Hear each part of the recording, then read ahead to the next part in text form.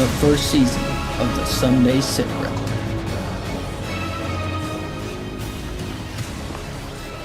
It's not just a tournament, it's a brotherhood. What is going on, everybody, and welcome to the 10th episode of the Sunday SITREP. Today we're going to talk about the national championship that's coming up. What do you think, Nick? Oh, yeah. I'm getting pretty excited for it. For sure. Yeah. It's coming up quick, man. I mean, it's already August, what's today, the 25th? So it's coming up quick. It's sneaking up on us real fast, for sure. Oh, yeah. And I definitely think it's going to be a good time. So we got a few people coming in, so we'll hold up, but make sure y'all are doing the giveaway, just like Mike already has. Hashtag DSITREP. I don't even know why you're doing it, Mike. You can't even win this week. Not until next month. He's already won twice. Josh Morgan, too. Thank y'all for going ahead and jumping on that for sure. For anybody just jumping in, make sure y'all are going ahead and doing the giveaway thing that we always do. Like, share, comment, hashtag DSITREP, and make sure y'all are getting over to the YouTube page and subscribing to our YouTube page, please. Nick, what'd you do this weekend? Yard work. Yard work. About it. Yeah. I hear you. I dealt with a teething baby, if you can hear him in the background. It's definitely one of the toughest parts of it. But once you get through that, it's just an absolute blast. Yeah. For sure. What'd you do? How'd your tournament go? Well, me and Bobby fished a benefit tournament here on Lake Murray, and we didn't catch any fish. It was brutal. Nice. Caught a short fish, and that's about it. We tried to run up the river and do the whole frog thing, and it just did not work out for us. The grass, we had blow-ups, we got bites, but we just didn't capitalize on them. It was kind of tough, but it was fun, though. I mean, we had a lot of fun because there was no stress, no points, nothing like that. It was just a fun derby, just jumping in, hanging out. At 11, we went to Big Man's and got us some chicken sandwiches and French fries and hung out, and then got back on the water and tried fishing a little bit more. And the weirdest thing happened I've never seen before. He was throwing a spinnerbait, and he kept saying he was getting slapped, and I was like, maybe he's hitting stuff, in my head or whatever. And then he's like, look, they're following it. And he had like 3 following it. And he sat there and like figure eighted it, and they just sat there next to the boat. It was weird. And that happened. Yeah, they didn't move. I mean, it took them a second. Like, he pulled the spinnerbait out of the water, threw it back in there, and then they were gone. But they just kind of like sat right next to the boat. And that happened to us like 2 or 3 times within 30 minutes. And it was like, I don't know. It was weird. Like, the whole day fish kind of, I don't know. I never had that happen before with largemouth. I mean, smallmouth usually will, have a wolf pack following, chasing. But it was weird with largemouth for sure. Yeah. But it was still a fun time. I mean, it was still a fun time. It's nice having those tournaments, like you said, where there's no points. You're just out there fishing. Like, it's a nice break. For sure. Not running it, just dumping the boat in the water and hanging out, waiting to go. Yeah. It's definitely a nice break for sure. Yeah. But yeah, well, let's dive into. We don't have any results this weekend. We haven't had an event in a little bit. When was our last event? It was the same weekend. Me and you had events. I don't even remember when that was. A couple weeks ago, I think now. August 10th or something. Yeah. Yeah. But yeah, no results this week, guys. But we do have some upcoming events we're gonna hash out. So the Guardian Classic by For His Glory Outdoors is next weekend on Lake Murray. Right now we are tied up with boaters and veterans. We've got a couple of veterans on standby. So if anybody is holding off to the last minute to sign up as a boater, jump on now. We already got a couple of vets lined up to put in your boat for sure. Yeah, so I didn't have a Cinco for some reason, but I threw a shaky head right there over them, and they didn't even pay any attention. It was weird. Or a jig. I don't remember what I had in my hand at the time, but I don't know. It was really weird. Heck yeah, tell us about it, Josh. Y'all whack them pretty good? I wonder if that water's still 90 degrees. God. Yep, Bobby's tournament. Yeah. Oh, Tom. Yeah, Tom's fishing as a boater up there. He's fished every year. He fishes with us here in South Carolina. Awesome guy. Looking forward to seeing him Saturday. And him and Carl Horn are going to be together at the national championship. And man, those two are funny. Yeah, they're hilarious. They're cool. They're cool guys. Yeah, I love them both. But yeah, so we got 50 and 50. If y'all want to sign up for a boater for Bobby's tournament, please get with us or reach out to Bobby Edwards, and we'll get you squared away. It closes tomorrow. Registration closes tomorrow. I don't know if he has a time. I don't know if he has a time set. I feel like I could be wrong. I'm not even gonna say it because I could be wrong. What's that? I feel like he said midnight tomorrow, but I could be wrong. Maybe, yeah. Because the big thing, like close the business, because the big thing is having all the names locked in because they're drawing Tuesday to pair the boaters and the veterans. So, for sure. That's fun. Yeah, that's a good day. Heck yeah. I ain't complaining with that. I'd be all right with that. If we would have caught a 7 and a 5 yesterday, I would not complained. I would not have complained. Than I had all year, to be honest with you. I hear you. It's been tough on me this year too. The only other event we got coming up is a little bit of a stretch away, but September 14th, AFFL Georgia is having their first open tournament on Lake Hartwell. So make sure y'all are getting down there to that. He's going to be launching out a Gum Branch on the Georgia side.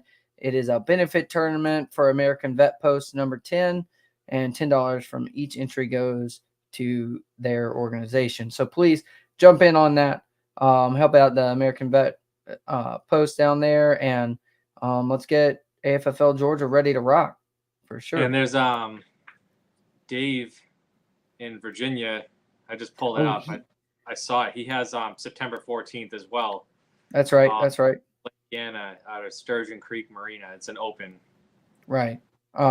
Yeah. So if you're in the Virginia area or Georgia area, make sure y'all are jumping in those open derbies and getting out there and helping build that brotherhood for sure. Yeah. Heck yeah. Well, you got anything else you want to talk about? Jerseys. Let's talk about jerseys. Cut myself off. Just get the orders in if you want them for nationals. Get them in ASAP. If you don't have I'm blanking. Oh, Zach, dang. I guess you and I got to schedule opens for September 14th. I didn't realize that, Zach. Yeah, so boom, there you go. There's another one. So we have 3 opens that weekend. So that means the first 20 minutes of that podcast that Sunday is going to be results. I hope we got some good results coming out of there for sure.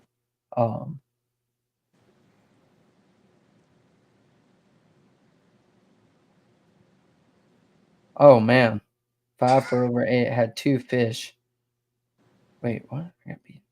Oh, is that Jeff? Was that like a BFL style where boater co-angler kind of concept? I reckon. I see what he's saying, or ABA maybe. But yeah, so I forgot where I was at. Yeah, so Georgia, Louisiana, and Virginia all having open tournament September 19th. Make sure y'all are getting 14th. Signed up and regging. 14th. I'm looking at it. I said it wrong. For sure. But for the jerseys, if you don't have the form to fill it out and get one, please get with your director. I know there was some back and forth between me and some of my guys that I thought I sent them, and I didn't. So especially if you're mine and I didn't send you the form, contact me tonight and I'll get it sent to you right now. I know there's been some confusion there. If you want a jersey, it's a 2 to 3 week lead time on them, right, Nick? Average, I don't know for certain, but that's what I've seen was like the average going back right now. So you're cutting it close. So definitely sooner than later. Yeah, get them jokers in ASAP. Yeah. But yeah, so you want to dive into the national championship stuff? You got anything you want to start with while I get the slideshow pulled up? yeah, so we're just we put together a slideshow. I'm just gonna cover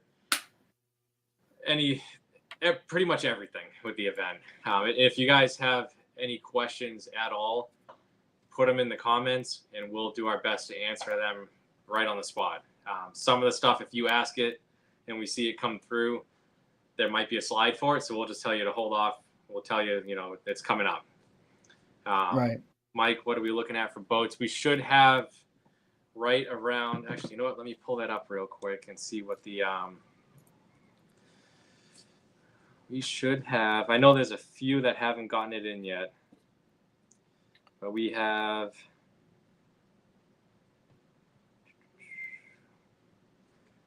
21 that have signed up. So we should have right around 25. For sure. Yeah. For sure. Yep. Cool. Yeah, let's do it.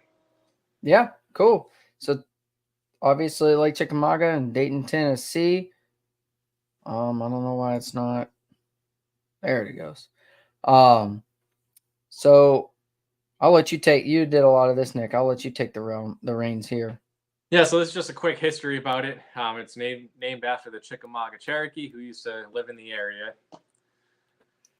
Battle of Chickamauga was fought on September 18th through the 20th, 1863, between the Union and Confederate forces.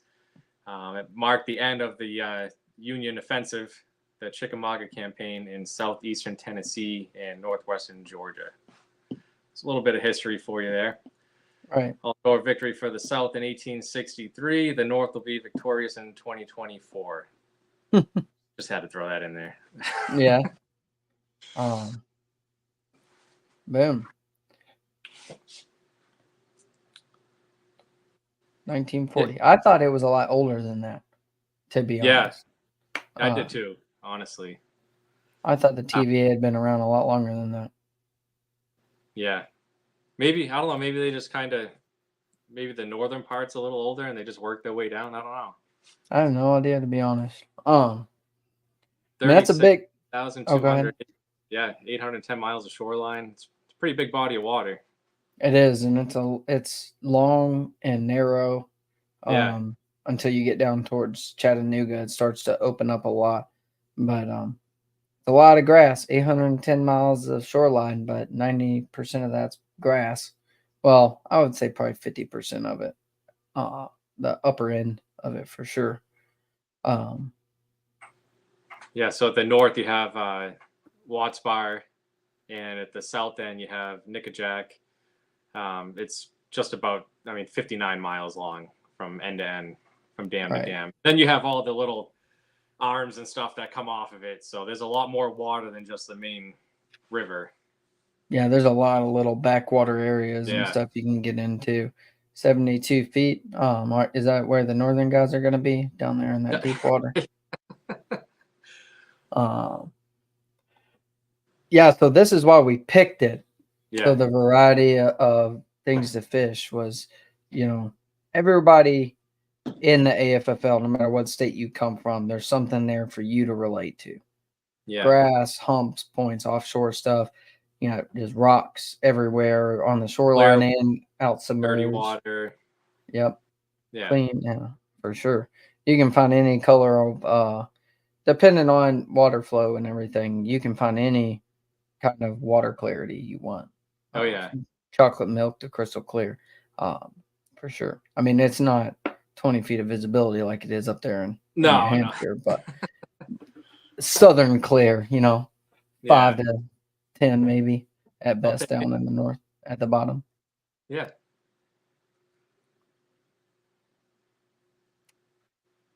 Luke Palmer with a 6-pounder on Chickamauga. Yeah, that was from the last Elite Series event, right? Yeah, that was in, I think it was 2022. Yep. Josh, it's not happening. I just had to throw it out there. So they stock it. I didn't know that they actually stocked it. Striped bass. I didn't know there was walleye in there until I started researching it. Yeah. And I didn't know it was the Florida strain of largemouth either. Yeah. I think the TVA was one of the areas, if I remember correctly, like the TVA is where the whole Florida straying largemouth stocking began, like the test bed for it, if I'm not mistaken. I could be wrong on that, but I remember listening to a podcast somewhere they were saying something along those lines. But I'd say that 15-pound state record is that's the or that's not the that's not the state record. I'm tracking. Yeah, got you. Yeah. I don't know what Tennessee state record is. I'll have to Google that one. I'm sure it's up there. They definitely got some big bass in Tennessee. Oh, for sure. And then a 6-pound spot. I mean, that's huge. That's mind blowing to me. Yeah. Especially there, because it's not like that lake is known for spotted bass. You know what I mean? You have the Coosa River chain that's known for big spotted bass. Sinclair or not Sinclair, but Lanier is Hartwell, but 6 pounds out of Tennessee is kind of wild. Wild. I mean, just 6-pound spotted bass. That's huge. For sure. And I like that when I seen that when you sent it in there. I couldn't find it. Right. I mean, we'll go over the fish length requirements. Mm-hmm. And I mean, what they require for a smallmouth is a big smallmouth anyway. So I'm sure there's some big ones in there. Absolutely. Uh-oh. Oh, is this the video?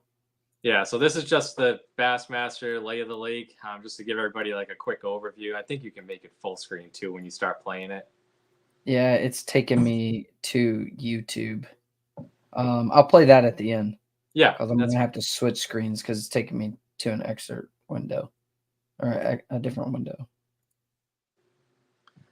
Mike's got a question here. You'll be able to answer this probably a lot better. Is a half spot and is that half largemouth, half small? I think that's a mean mouth, isn't it? Yeah, that's a mean mouth. Well, a mean mouth, from what I understand, a mean mouth is the combination between any two of them, really. Okay. But I could be wrong on that, but the spotted bass is a whole different species. There's actually 2 species now. There's the Alabama spotted bass and there's the Kentucky bass. Originally, it was Kentucky bass, and then I guess I'm a nerd, y'all. I don't know if y'all have realized that yet, but I was listening to a podcast about a biologist, and they were talking about people pulling them out and dumping them. But the Alabama bass variety of that species is like, it's kind of like Florida bass and northern strain bass. You have the Alabama and the Kentucky version of the spotted bass. The Alabama Coosa River version is what gets big. The Kentucky spotted bass really don't get big, but makes me worried. Yeah, it makes me worried in Chickamauga if maybe they'll eventually take over. I know at that tournament Saturday they were talking about the spotted bass that are showing up in Murray, and everybody's getting a little nervous about it, for sure, because they'll take over a lake in a heartbeat. Yeah. But yeah, so that's coming up. So if you were planning on going out there, don't be on that body of water from these dates. What is that? That's Thursday. Thursday. Wednesday. I think. It's Wednesday or Thursday. Thursday. Yeah. 29th. Yeah, so this Thursday, Chickamauga goes off limits until the 29th, which is 28, which is the Sunday. So you can't fish it until the 30th. Absolutely, which is Monday morning, right? Yeah, that's the first day of the official practice. Right. For sure. Oh, yeah. If I would have just clicked next, I wouldn't have had to think about it. Forgot about that. But yeah, so I mean, I think that's plenty of time for a 2-day derby, 4 days of official practice. Just to iron out so nobody gets confused here, official practice is not a requirement. Like, that doesn't mean you have to be there. It's just that's when you can start practicing. Dad, I'll headbutt you. Alabama, you've got it backwards. Kentucky bass are the ones that don't get big. Alabama bass are the ones in the Coosa River they get giant. They just did a study on Hartwell. about them, and they were all of the all the 4 or 5 pound spotted bass and Hartwall were all of the Alabama variety. Maybe it depends on the lake too. Herring are definitely nutritious, so maybe the forage depends a lot as well, more than the species. Who knows? But I think my dad's talking about the red eye bass. Oh yeah, I did see that on the list too. Yeah, for sure. But yeah, boats off the water. Yeah. Oh, go ahead. 1,500 on Thursday. So that meeting. Thursday is the that's the meeting. So all boats off the water by 1,500. That doesn't mean stop fishing. Your boat needs to be on your trailer and out of the water by 1,500 that Thursday. Uh-oh. I didn't know about this. He didn't tell me this. So the Guardian Classic Special 3 AFFL boat captains needed. Next 3 who register are AFFL members. I will waive their entry fee. Limited to 3, any 3 AFFL members only. Oh, and AFFL members only, I think is what he meant there. But y'all heard that. Y'all are boat captains, and I mean that's a $120 entry fee waived to come take a vet out on the water. You can't pass up on that. You can't beat that. Sure. Absolutely. Cannot beat that. So let me know or get a hold of Bobby Edwards or hit up Nick if you got Nick's contact, and we'll get you squared away. Absolutely. Yeah. Keeps switching between screens. I can't move. So all of Chickamauga is in play.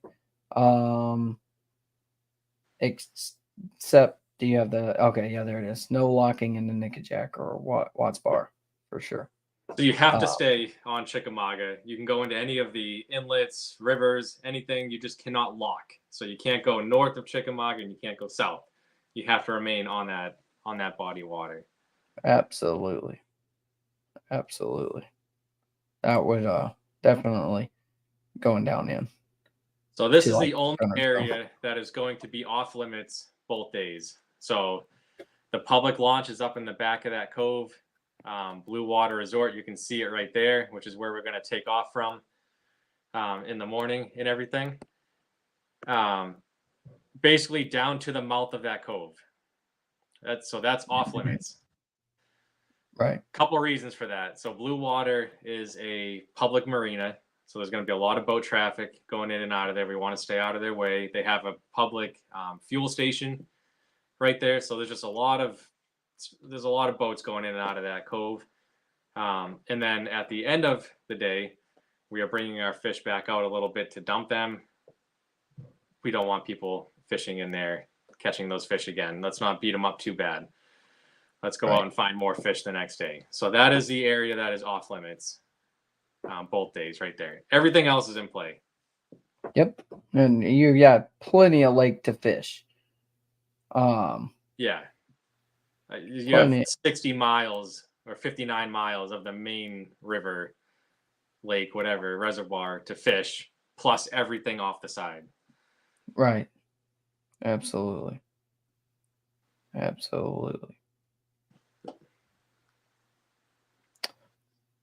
All right. Yep. I think we already covered that, right? You can hit any of them. 5 fish limit. Total weight 2 days after fishing. Determine your weight. Big fish will be weighed and paid out for each day of the event. And then we're going to weigh a big fish for everybody, no matter how big your fish is. For tiebreakers, but we're going to go over that in a second. Anyways. Yep. All right. So largemouth, 15-inch minimum. So write these down if you need to remember it, or just try and memorize it from now until then. Every species has its own requirement. So largemouth is 15 inches minimum. Yes, sir. Smallmouth, you can only keep 1 per day, and it has to be 18-inch minimum on it. And spots a 12-inch minimum. Yep. So that's very important to know because a short fish will severely hurt your weight. So remember for sure. And if you get in a situation, I don't know how common it is on there, but this is my personal opinion. If you have what seems to be a hybrid between a largemouth or smallmouth or spotted bass, it would probably be wise to treat it like the next biggest limit. So, like, if you have a smallmouth spotted bass hybrid, in my opinion, it would be wise to treat it like an 18-inch limit or 18-inch minimum length versus a 12-inch, unless you can clearly identify the difference on that fish between a smallmouth and a spotted bass. That's just my personal opinion. Yeah, some of those hybrids you can't. It's really tough. Yeah, for sure. But yeah, when you and I were on Hartwell that last day, I didn't even notice it until I was looking at the pictures that I had a hybrid. Me either. I wasn't paying attention. We were just chucking them in the box and going.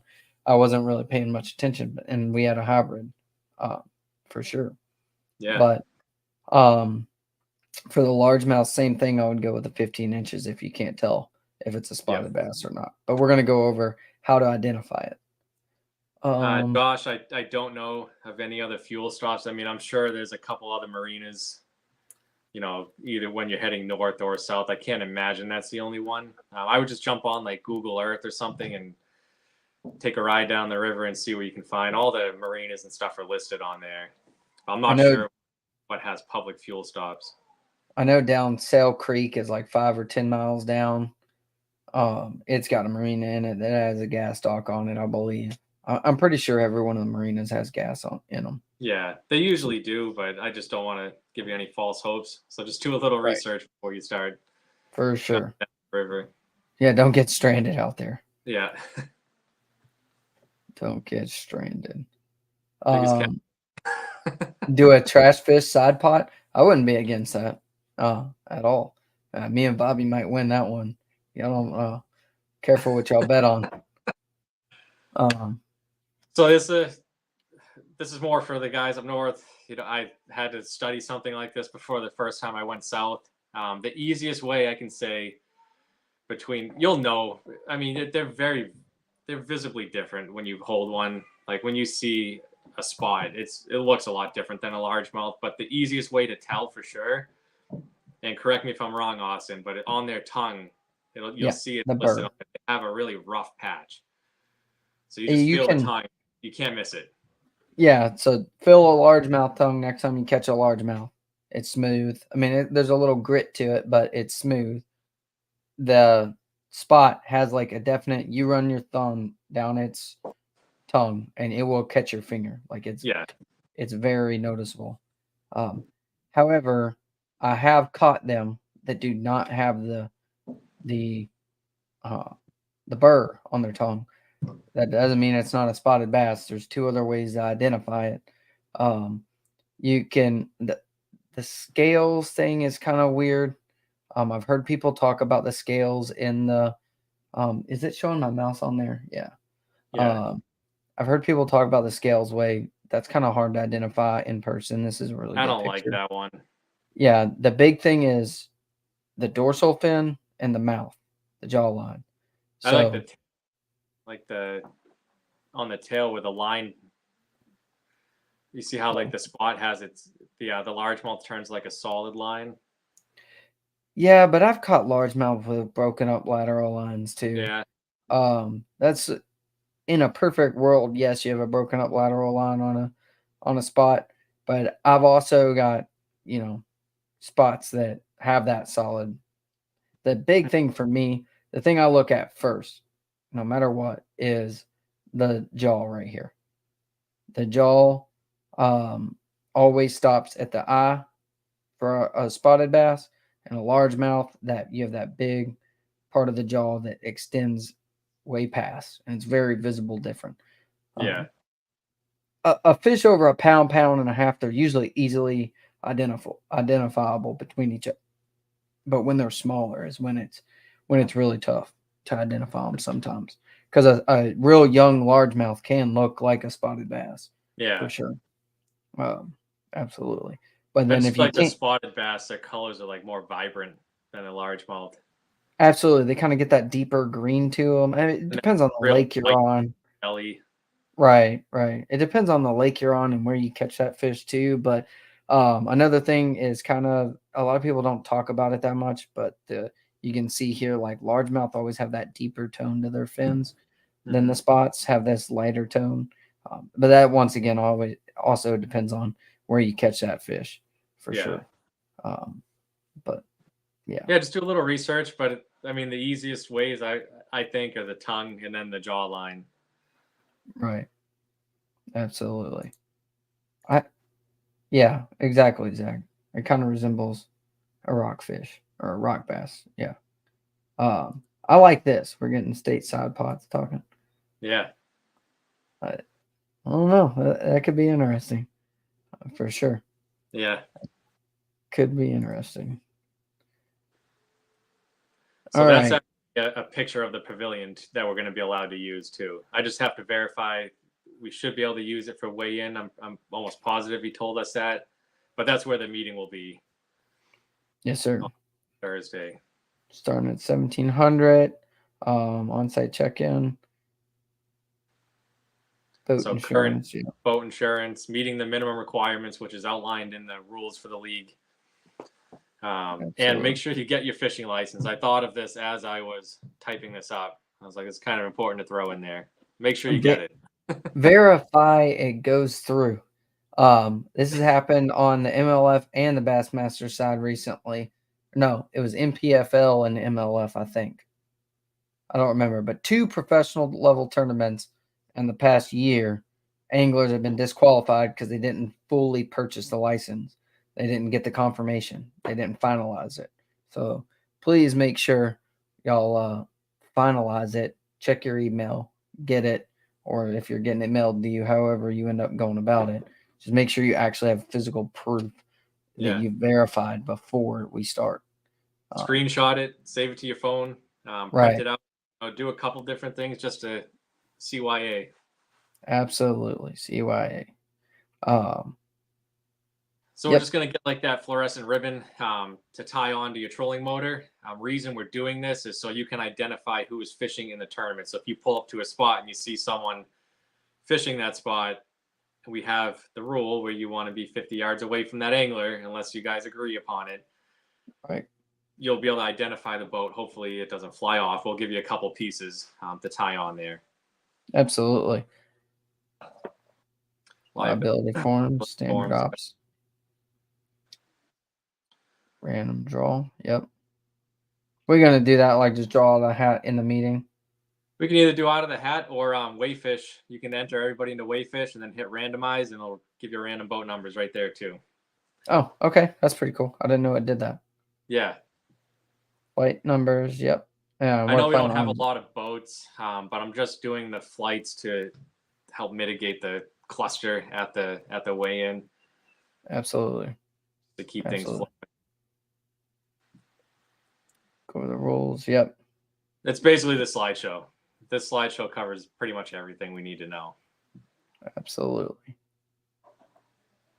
Catered food or a cookout. Trying to get Southern Fusion. He might have something going on right now, but he's trying. So hopefully we get him, especially after this past Tuesday, going up there to Gaffney, South Carolina with him. Man, those ribs and chicken, so good. So good. Yeah. But yeah, answering questions. And this is where the brotherhood starts, right here. Yeah. Start everybody meeting each other. I mean, hopefully we'll all be able to maybe line something up and all go out to dinner or something together before the meeting during practice or something.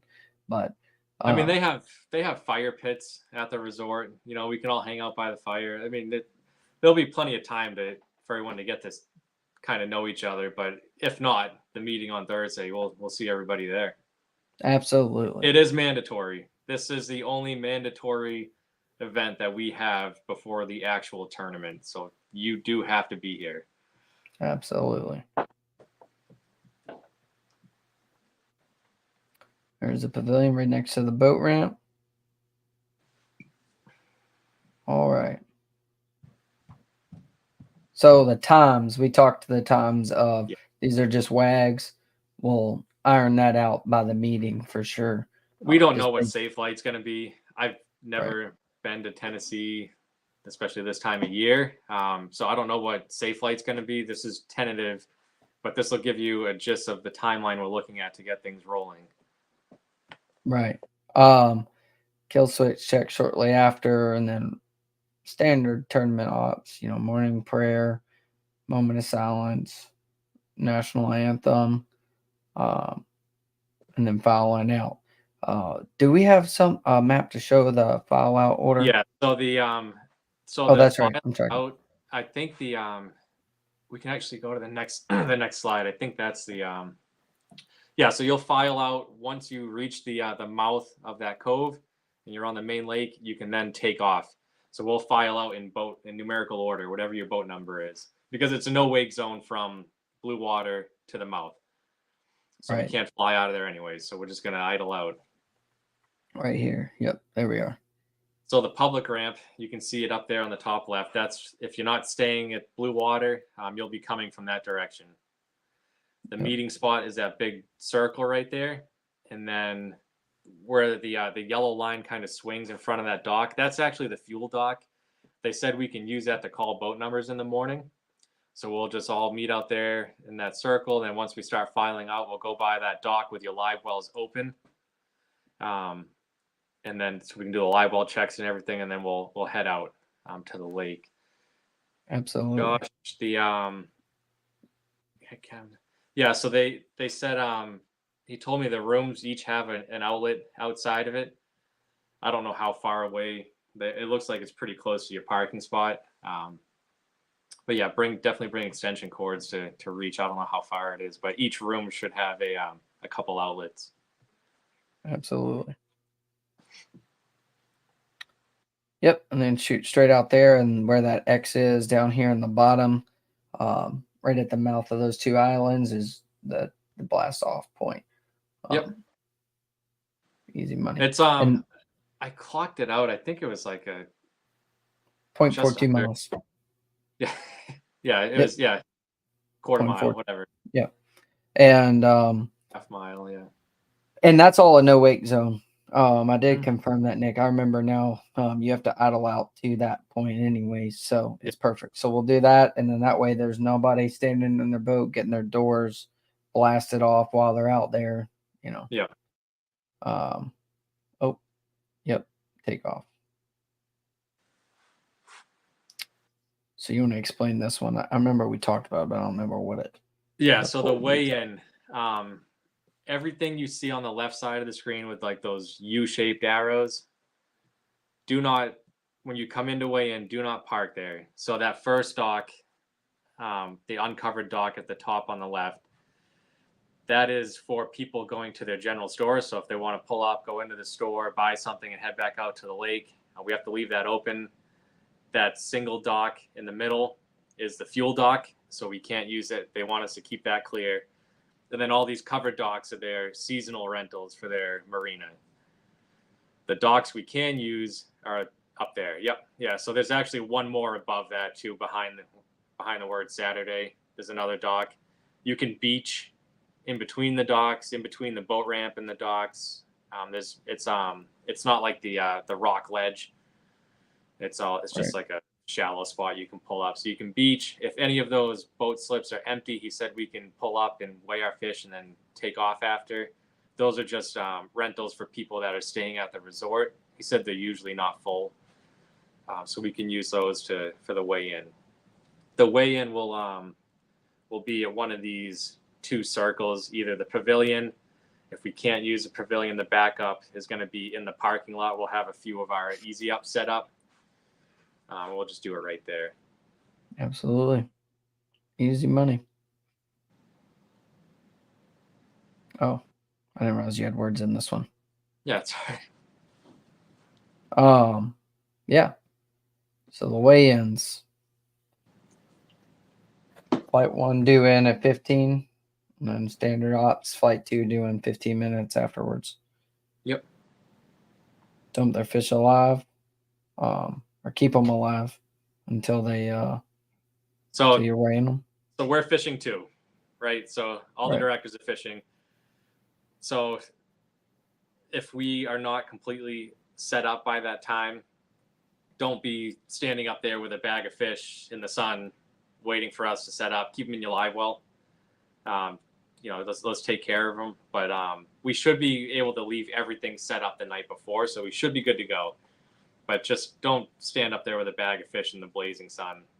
Something I didn't think about, Nick, that I just thought about is what we could probably do is just say, hey, get to the no wake zone at 1500. Enter into the no wake zone and start idling down at those islands, the takeoff point, like be in that takeoff point. Yeah. We'll have a boat out there. All the directors are going. I'm sure we'll get someone that'll stand out there with a sheet and check everybody in. Absolutely. Yeah. Absolutely. You have to use our weigh-in bags, so don't come up and try and use your own mesh bag or anything. We have to use the ones that are provided to you. Keeping it even. Yep. So plenty of half-pound weight for a dead fish. Yep. Each dead fish. Yep. Can't wait for big fish. Short fish. Yep.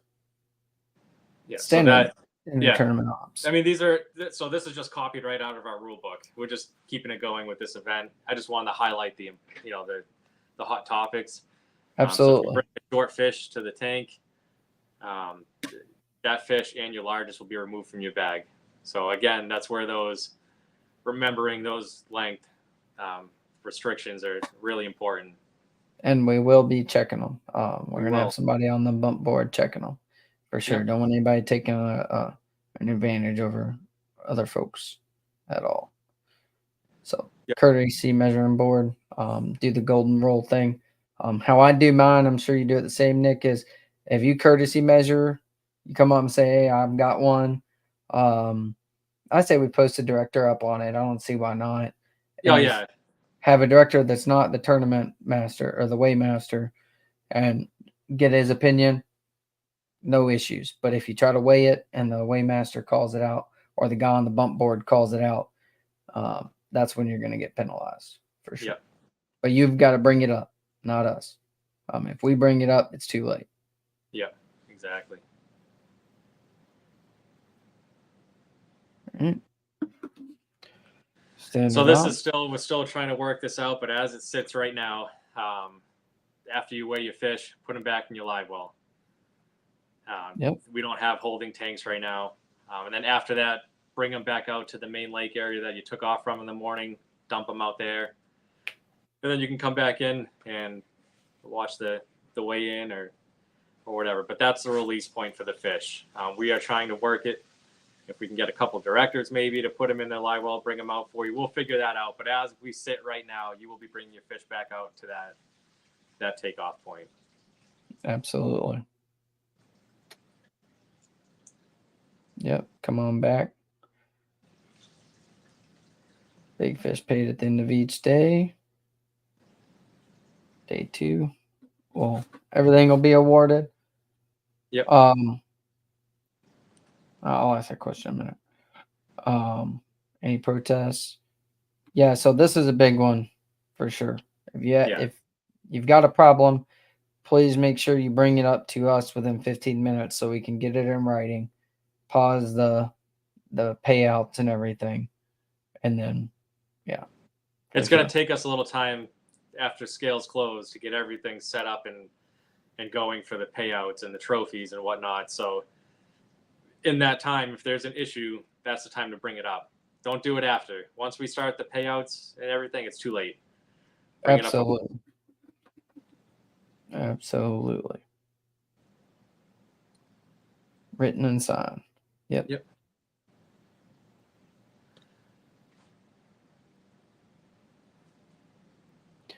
No entry fee. I don't know why the payouts thing ended up like that.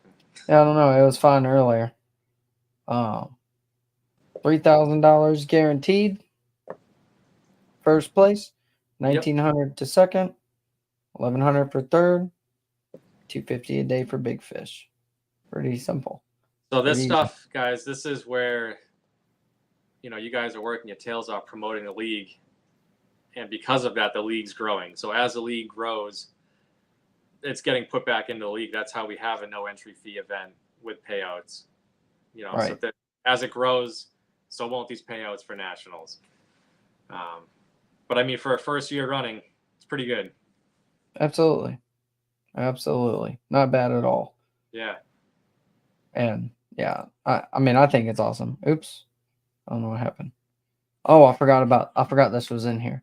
Yeah. The Alabama rig. So if you plan on using it, it better look like that. That's what they allow. 3 hooks on there and no more. Yep. I said I wasn't going to give any tips, but I'll give some tips for Chickamauga.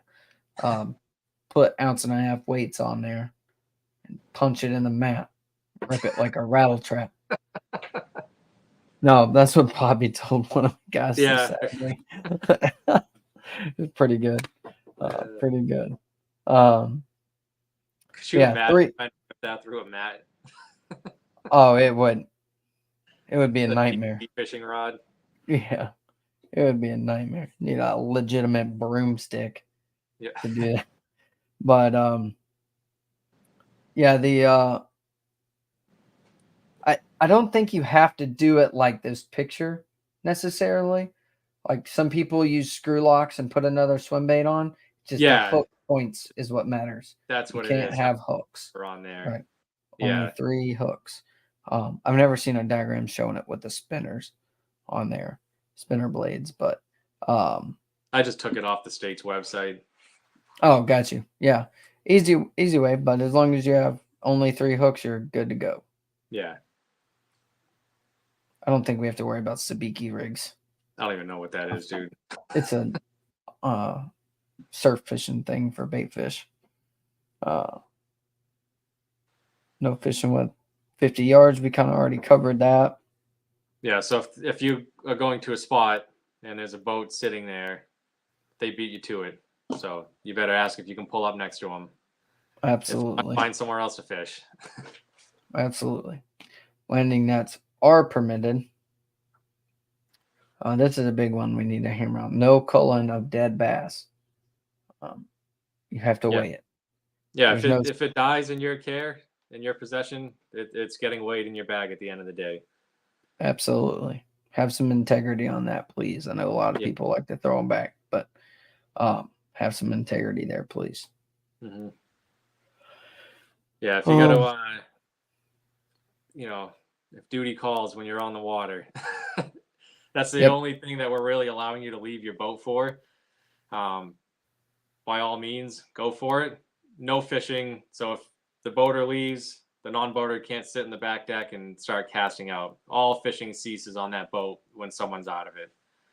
Same for if you're gassing up. If you have to go down and gas up, in and out, no fishing, all that. Our rules actually state, is it 50 yards or 200 yards of a gas station, gas pump? I can't remember off the top of my head. I don't remember. But there's something in the rules about fishing around gas docks. So yeah, same concept there.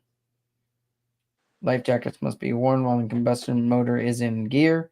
Kill switches as well. And if y'all didn't know, these rules all apply to practice as well, the official practice time as well. And if you're not tracking, it is actually a federal law now. If your boat was manufactured with a kill switch from the factory, you have to wear it. It's a new Coast Guard federal law last year, I believe. I mean, I'm sure everybody's seen videos. It's just absolutely just do it. Yep, ain't no reason not to. Obey all weight zones. No drugs, alcohol, any substance that impair you on the water. We don't need you operating a boat impaired. Absolutely. No live bait, only artificial. Coast Guard required equipment, present and in working condition. Keywords. Yeah. Check like the inflatable life jackets. Make sure the thing is green, not red. Absolutely. Your flares, they have to. I don't think you need them on this body of water. I think it's if you're so far out from shore. But if you have them, make sure they're not expired. All that stuff. You have the throw rope with the float.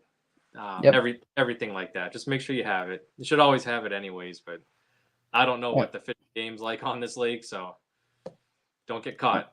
Yeah, absolutely. Okay, yeah, here's the tiebreaker part. So, largest number of legal fish will be the first option to break the ties. So that's stating like if say Nick has 4 fish and I have 5 fish, but we weighed the exact same, then I would take it with a 5 fish limit. Yeah. Rare situation, so but possible. The largest fish weighed during the event will be the next step we take to break the tie. If somehow you have the same size largest fish and both have 5 or 4 or whatever fish, then the single day catch during the event or each the heaviest single day catch. So heaviest single day bag will be what determines for the overall. And then if it's not applied by that, it's magic. It doesn't make sense. I don't know how you would get to a point, and we'll figure it out from there, basically. Yeah.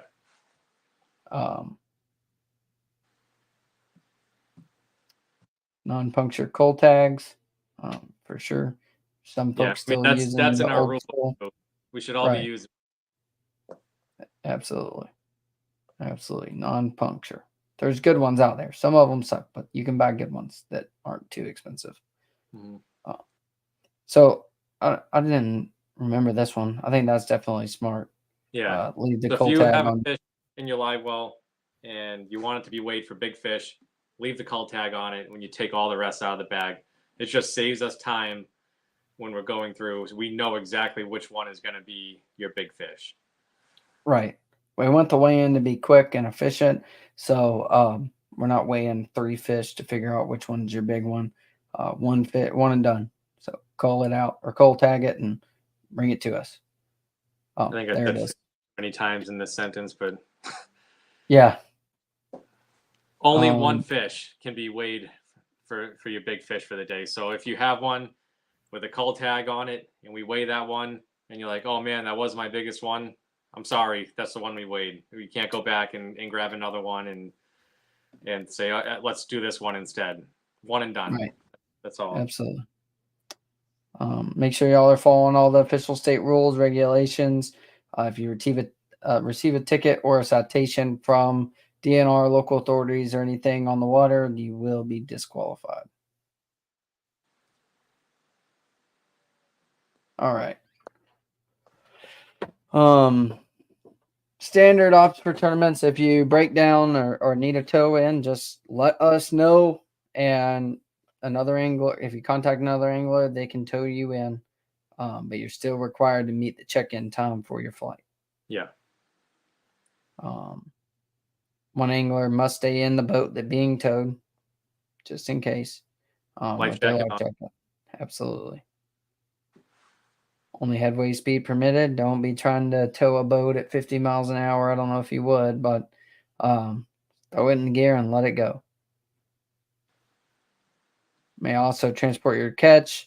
Just make sure if y'all end up going if this happens and you go this route, make sure you have a way to clearly identify the difference between the catches. If you have 2-sided live wells, then break them up that way. If not, and you got cold tags, I'd still figure out a way to know for sure, because cold tags come off in the live well sometimes. Yeah. Or if you have a mesh bag, leave it in the mesh bag, live well, and something. Just make sure they stay separate. Absolutely. Absolutely.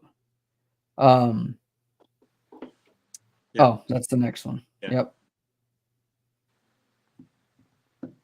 Yeah. So do one of those and contact us immediately if you're in those situations. So we'll open it up for questions from here. If anybody has any questions. Yeah. Any questions at all? And what we'll do is we'll write them down and we'll just update that slideshow. And so if you want a copy, I can send you a copy, whatever. But we'll have that updated and be able to play it down in Tennessee at the meeting and stuff. Absolutely. Absolutely. Yeah, I'm pretty excited. I mean, that's all standard stuff for any tournament, really. If you've ever fished an event, it's pretty standard. Nothing out of the ordinary. Big thing, just remember those fish sizes. Yeah, and how to tell the difference. Yeah. definitely refresh yourself on that before the tournament. Learn how to identify the difference between a spot and a largemouth. I do know the spots are in there. I don't know exactly how common they are, but I know they're in there. So make sure you definitely know so you don't put yourself in a situation of getting fish disqualified or getting yourself disqualified over a simple mistake for sure. Yeah. I've been looking at the weather. It says it's hot still right now, but it says average temperature in October is in the 70s for a high. That'd be nice. Yeah. It'd be perfect. Yeah. Something real quick before we keep talking real quick and we're waiting on some questions to come in. If anybody has questions, drop them now. But if you haven't already, make sure y'all are doing the giveaway. Like, share, comment, hashtag the SITREP, and go over to our YouTube and subscribe to the YouTube as well. The 70 degrees, I ain't gonna complain about that. We had Saturday yesterday, it was beautiful here, and it was in the 70s most of the morning. It was in the low 60s actually at blast off. I was freezing because Bobby only knows 6,000 RPMs or none. I don't know if he's still in here or not. But I was like shaking cold on the morning blast off because I just wore shorts, and but it was fun. Hey, October can be cold for us too, so it'll be the reverse for us. Oh yeah, y'all get some warmth. Yeah, absolutely. But I mean, it all depends on the year for sure. But yeah, I think when me and my dad went down there, it was pretty nice. That was towards the end of October though. But it'll be fun for sure. Perfect. Oh, go ahead. 70s is like the perfect fishing weather. Right. Something y'all need to consider real quick. If you're not staying at Blue Water Dayton or right there in that general area, me and my dad went down there last year or 2 years ago. And we stayed on an Airbnb up on top of the hill right outside of Dayton, and we were on the Eastern and Central time zone line. So bring an alarm clock or something. Figure out what time is Eastern time, because the boat ramp is in Eastern time, and that's how we're going to operate our times. But if you go very much further, or like a little west, is the time zone. So we went to bed at 9 o'clock, set our alarms for 6 o'clock, woke up at 5 o'clock or whatever. I don't know how it worked. It was the most confusing thing. At one end of the house, my phone was 7 o'clock. The next end of the house, it was 8 o'clock. It was very confusing trying to figure out what time I needed to be where I needed to be. And then both of our phones switched time zones in the middle of the night. So we got up an hour late and ended up at the boat ramp an hour late. So make sure y'all are checking that, please. It's good to know. Yeah. How will bad weather be handled? What do you think, Nick? I don't see. So this lake, I mean, even with a high wind, I don't see this being a body of water that we're really worried about. Mm-hmm. It's not like a Toledo Bend or a Champlain or St. Lawrence, like Lake Ontario or anything like that. You know, right. Lightning.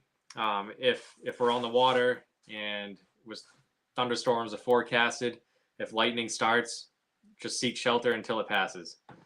Right. Other than that, we're fishing. There's not going to be any delays with it. I don't see this being. It's just a narrow body of water. So even with high winds, I don't see it being. I could be completely wrong, but I don't see that being a lake that we need to be concerned about. 5-6 foot waves. I don't think it'll be that bad. When me and my dad went down there, it did get a little choppy, but it wasn't anything. To worry about, for sure. Fog delay. I mean, that could be the other thing. Right. Who knows? We'll figure that out the first couple days we're there. Right. That might be something. If there is a fog delay, maybe we just push the end time back a little more so we get a full day out of it. Absolutely. Yeah. The big thing I see is like lightning. That's the stuff that seek shelter, get off the water, let it pass, get back on and go fishing. Right. Yeah. Big thunderstorm cells coming through or something. I doubt it. In October, that stuff starts to die down unless there's a hurricane coming across from. It says there's an average of 6 days of rain in October in Dayton, Tennessee. Yeah. Sounds about right. Much about it, but we'll get all 6 days. Yeah. Let's we'll just end it there and not jinx ourselves even further. But yeah, Zach, it's not very wide at all. The only way I could see it getting really, really choppy is if it starts doing the if it's blowing like straight out of the north or straight out of the south. I mean, that river is pretty linear down north and south. It looks curvy, but to wind, it's not that curvy. So it could get a little nasty, but I don't think it's anything to worry about. Yeah. Canceling Just a tournament. Slow down. Yeah, slow it down and be safe. Think smart. But yeah. Yeah, it's not. Yeah, for sure. It's not 6 footers, 8 footers. Chris Johnson out there or Corey Johnson. I can't ever tell the difference of them yakking over the side of the boat from the wind. Yeah. And he's from there. I mean, there was a couple times when I was out there and I was just retying a drop shot, just like looking down and having like those like 4 footers just like rolling. Right. I had to like look up a couple of times, like, oh man, I'm getting a little sick. Man, I've never experienced seasickness. I've been out in deep sea, but I don't recall a time of it being real nasty out there. And our wind never gets that bad to where, I mean, Santee. What sucks about Santee is it's always a big chop. Like they're deep waves, but it's choppy waves, like big choppy waves. And it's dangerous. And you've got to run in specific spots, but we don't get big rollers like that very often. To make you seasick, it just makes it suck for running. And it's like Shane Baker right here. It's shallow. So it just that wind picks up and that lake turns quick, fast, and in a hurry. And it's brutal. Well, you experienced it. You were there for the military ABA. Oh yeah, the last one they had there. Yeah, it was gnarly. But I don't see any questions coming in. I mean, if you guys think of any questions, just get with your director, and they'll pass them up, and we'll just, like I said, we'll just keep this like a running, slideshow and just update it as questions come in, and we'll hit everything at the meeting. My whole point of this was I wanted to cover most of the information we need to put out now, so at the meeting we just hit the hot topics. I don't want to keep everybody there too late. Get everybody to bed or hang out, whatever you want to do. And absolutely. Just a couple tips if this is your first time ever traveling any kind of distance for a fishing tournament. Definitely whatever you think you're going to fish with, that like your confidence baits, right? Like I have specific colors of trick-worms that are my confidence on a shaky head and shaky heads. Like bring it with you, because just because it's easy to get where you're at right now might not be easy to get down there. Bring excess of what you're confident in, so you're not in a pinch scrambling trying to get stuff. What else, Nick? Extension cords. Like the other thing I want to say is I feel like it's overlooked a lot. Check your trailers out. Check your tires. Make sure the tire pressure is good. Make sure check your spares tire pressure. Yeah, absolutely. Check your spare tire pressure. So many people forget to check that and go to throw their spare on and it's flat. And when I travel, every time I stop to get fuel, I do a walk around to the trail and I check the tires, make sure there's nothing funky going on, make sure everything's still tight. Just be careful. Yeah, grease your bearings right here. Yep. I don't have the comments. I was just about to say that. Grease your bearings. Yeah, absolutely. The trailer is getting your boat from point A to B, and I just feel like it's sorry, I was reading my brother's comment. I just feel like a trailer is overlooked a lot. Absolutely. What did my brother say?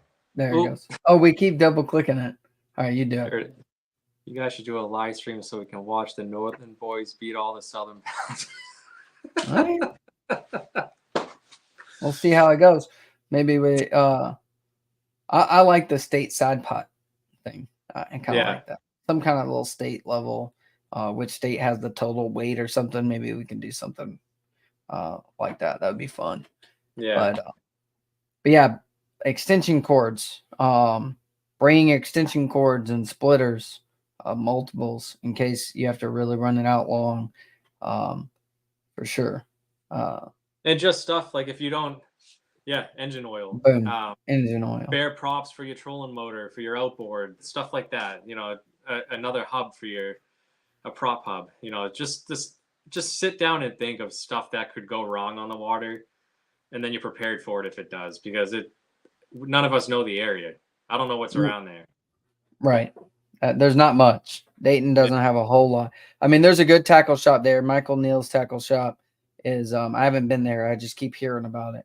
It's right there in Dayton, Tennessee by the public launch. That it's got everything you ever need, but don't prepare for that. Prepare for the worst. Absolutely. Oh, we switched. Zach. Oh, he's going to wear a New York flag. That's funny. I agree with Mike. Joe definitely won the comment of the night for sure. For sure. There you go. YOLO Tech. Get y'all a YOLO Tech and GoPro. Live stream it and save it up. Send us that footage so that we can just take clips, whatever. If you got some secret sauce juice spot, you don't have to send us the juice. Just send us some clips so that we can start putting together ads and stuff for sure. Yeah. I don't think Jason was in earlier, but yeah, we're looking at what, 25 to 30 probably. Yeah, once everybody finalizes it. Yeah, right about that. Easy money. Easy money. Well, make sure y'all are jumping into the live stream. I think we're about to start fixing it, or the live stream. Jump into the giveaway. I think we're fixing to close this one out. We're already at 1 hour 6 minutes. You got anything else you want to talk about, Nick? I mean, the live streaming thing might not be a bad idea for the weigh-in. That'd be kind of cool to have it on like Facebook Live or something. Or yeah, we can figure that out easy. Yeah, absolutely. That shouldn't be too hard. We just, if we got a GoPro or an iPhone, is all we need. Yeah, that's easy. That's easy money. Good deal. Yeah, I don't have anything else. So if you guys have any questions that come up from now until then, just bring them up with your director, and we'll get them added, answered and added onto the slideshow. Absolutely. So we'll go ahead and screen share and do our giveaway here. I gotta adjust the screen share stuff. What's happening? There we go. All right, we got 15 entries tonight. We're gonna go ahead and find out who it was.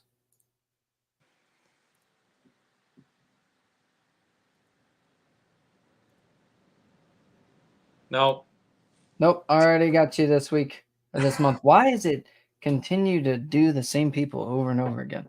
We already got you for this month, Josh, so sorry about that. We'll get you on the next month if you win it then.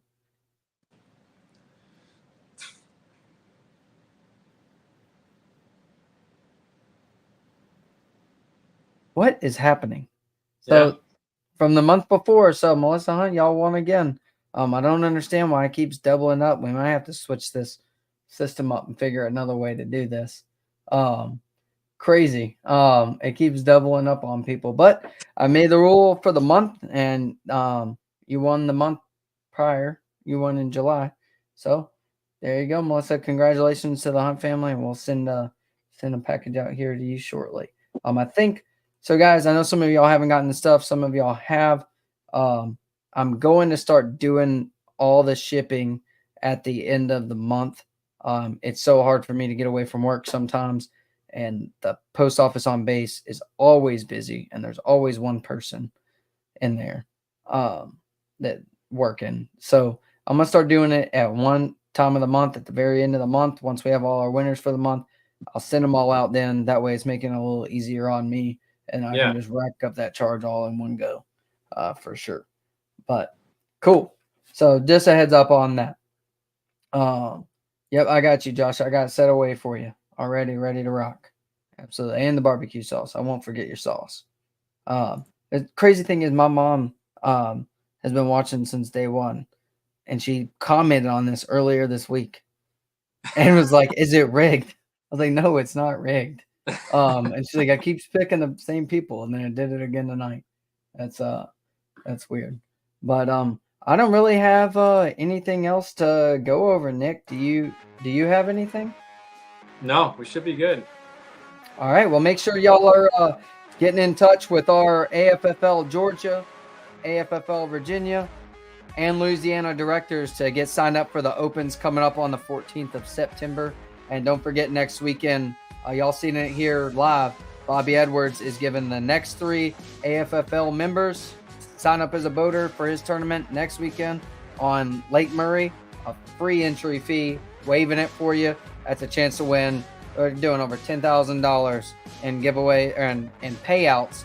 And then not to mention the goodness, I don't even know what he's got in giveaways and all that. I know Strike King Lou's blessed him with close to $12,000 or over $12,000 worth of stuff. I mean, the rods, the reels, tackle, hats. I mean, it's awesome, the giveaways we're going to have there. So make sure y'all get in touch with Bobby Edwards, get in touch with me, and get signed up for that event. You got anything else, Nick? I'm good. All right. Remember, guys, it's not just a tournament. It's a brotherhood.